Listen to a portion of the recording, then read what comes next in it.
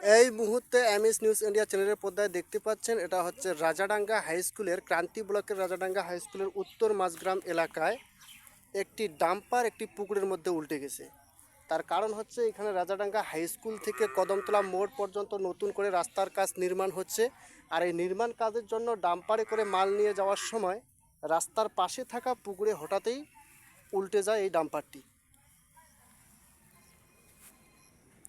তবে ড্রাইভার বেঁচে গেছে বলে জানা যায়।